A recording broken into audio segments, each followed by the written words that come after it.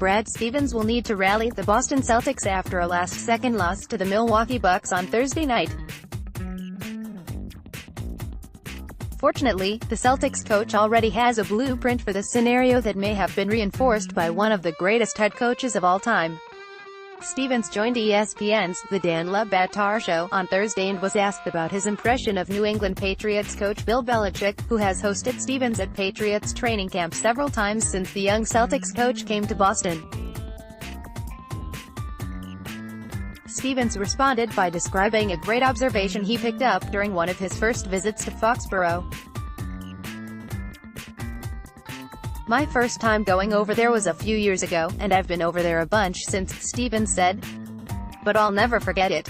I went to an off-season training activity, and it was the first one of the year.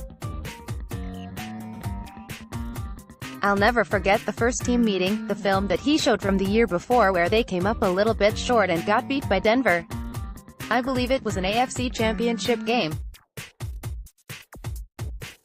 And you could tell that everybody knew exactly what they wanted to accomplish, how they wanted to accomplish it, and the value of, as they say, doing their jobs well." Stevens' visit likely came in the spring of 2014, a year after he came to Boston and the Patriots off-season following their 2013 AFC championship game loss to the Broncos in Denver. Aside from seeing how Belichick used defeat to motivate his players, New England went on to win the Super Bowl in 2014. Stevens took away two other key lessons. "I told my wife when I came home, I know two things: you can't win until you keep from losing. And don't fumble the football. That's all I know about football," Stevens added. "And having spent all day there and watching all their film and trying to figure out how the heck that all works, and watching Coach Josh McDaniels put some of the offensive stuff together, it was just amazing." Stevens clearly is dedicated to learning from his peers. He now attends at least one Patriots training camp practice every summer and recently visited the Boston Red Sox at their spring training in Fort Myers, Florida. The ultimate goal for the C's head coach, achieved the same results as Belichick and Alex Cora by bringing another title to Boston. Click here to download the new My Teams app by NBC Sports. Receive comprehensive coverage of your teams and stream the Celtics easily on your device. Gordon Hayward went down over the All-Star break with a right ankle injury, but the Boston Celtics didn't appear to be too concerned about it. Coach Brad Stevens downplayed the severity of the injury and said that the injury was not a long-term thing. That seems to be true. Hayward missed the Celtics' first game back from the break, a 98-97 loss to the Milwaukee Bucks, but he practiced on Friday. The Celtics released an update on his status via Twitter on Friday afternoon.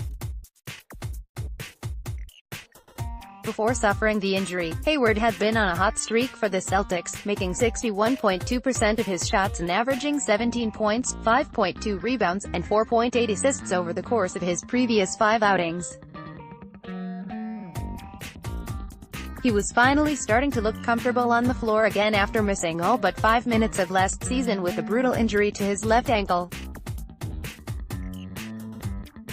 Click here to download the new My Teams app by NBC Sports. Receive comprehensive coverage of your teams and stream the Celtics easily on your device. Kyrie Irving's missed runner at the buzzer was the difference in the Boston Celtics' loss to the Milwaukee Bucks on Thursday night. But the play of the game. That honor goes to Giannis Antetokounmpo, who did his best LeBron James impersonation with an incredible chase-down block of Jason Tatum. Tatum's no call from earlier, at Ain. The Greek Freak apparently was more worried about Tatum putting him on a poster. "I thought I was going to get dunked on. I thought it was going to be the Hajanza play all over again," Antetokounmpo said after the game, via Bucks reporter Kane Pittman. The Hajanza play actually was very similar to Antetokounmpo's block Thursday night, with a much different result. New York Knicks forward Mario Hezonja dunked all over the Bucks superstar and rubbed it in afterward.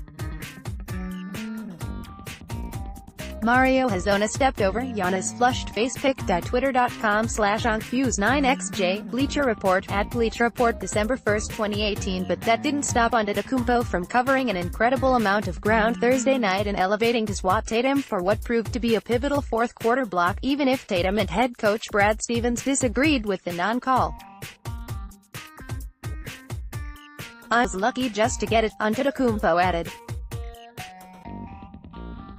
I think he didn't think I was going to get it, so he slowed a little bit at the end, and that's a winning play. Tatum finished with a solid 17 points and 10 rebounds on 7 of 13 shooting, but this attempt might be one he wants back. Click here to download the new My Teams app by NBC Sports. Receive comprehensive coverage of your teams and stream the Celtics easily on your device.